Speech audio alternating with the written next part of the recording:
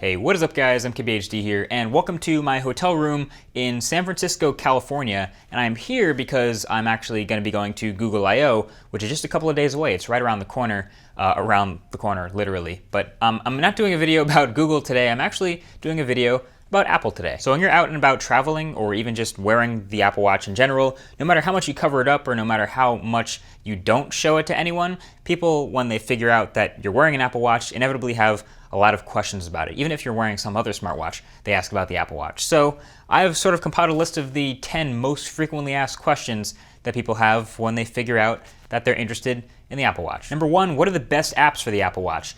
And this could easily be its own entire separate video, but for now, some of my favorites right now are Shazam, which just lets me ID a song with one tap on the watch, and Deliveries, which is another favorite. It's another one of those things that I've gotten used to on Android Wear, getting a notification when a package gets delivered.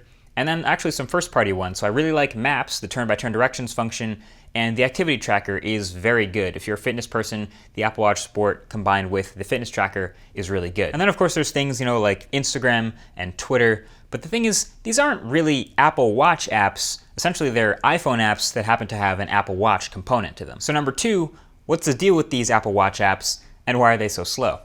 Here's the thing, Apple Watch apps are not native. And what this means is the components, the resources for the apps are not actually stored on the watch, they're stored on your iPhone. And when you tap to open that app on your watch, it streams and moves all those resources to the watch for you to open. So that's why it can be a little bit delayed, a little bit slow, and can feel like it's lagging a lot. And you can store up to about 20 megabytes of image resources on the watch for a particular app, but bottom line is they're not native and that's why they're slow. Fortunately, there's a fix for that. Thanks to the Apple WatchKit framework, native Apple Watch apps are coming next year. Should it have been that way to begin with?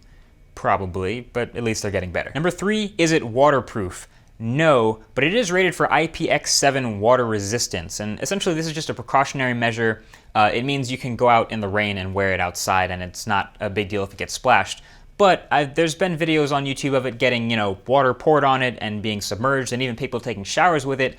I wouldn't recommend those things, even though it technically survived. But yeah, it's water resistant to a degree. 4, how is the battery life really? It's actually pretty good. In the hierarchy of modern smartwatches, that not including Pebble, the Apple Watch is pretty much up there. I've said it in the full review, it lasts about a day and a half on battery. I've never killed it in a single day, and I've gotten pretty close to 2 days pretty frequently. And I've also got to test the power reserve mode when I was traveling today, got on my flight, put on power reserve mode at about 97%. 6 hours later, the flight was over, and I check it and I turn it back on, and it's still at 97%, so that was great. It charges in about an hour and a half to 2 hours from empty, and it does get a little bit warm while charging, but that's not a big deal. And you can also get a little bit of extra battery out of your iPhone if you don't check it as much since you're using your watch. Number 5, does it scratch? Yes, it kind of does. I have the stainless steel version, and I have like 1 or 2 tiny hairline scratches on it, not a big deal. My Moto 360 also has a couple of tiny hairline scratches on it, so that's not a big deal. That's just the way they are. So number 6, what kind of accessories are there for the Apple Watch? It's an Apple product, surely there's going to be accessories.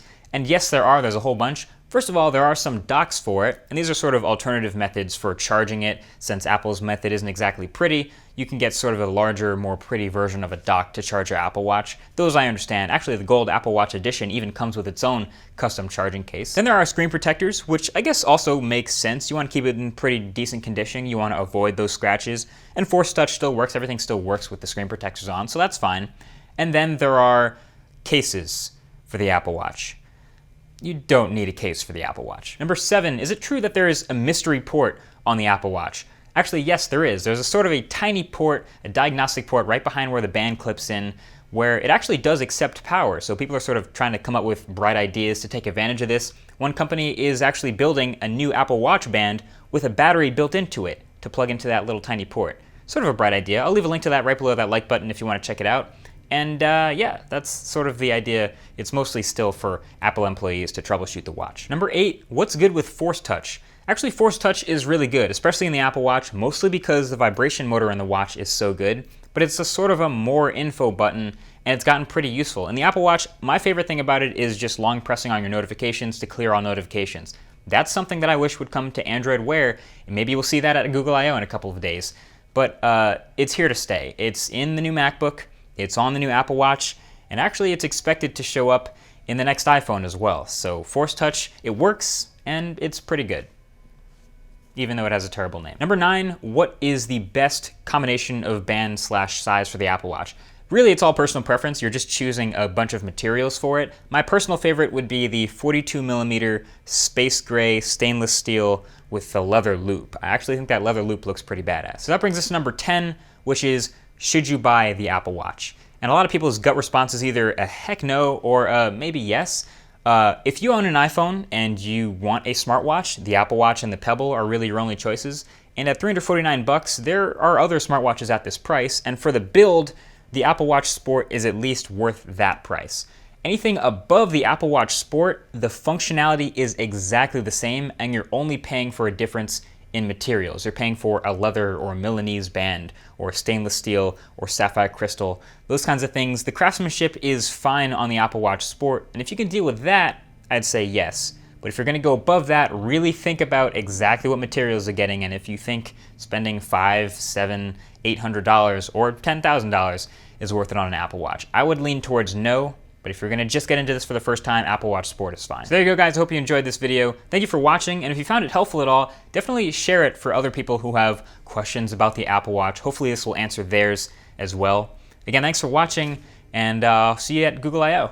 Talk to you in the next one. Peace.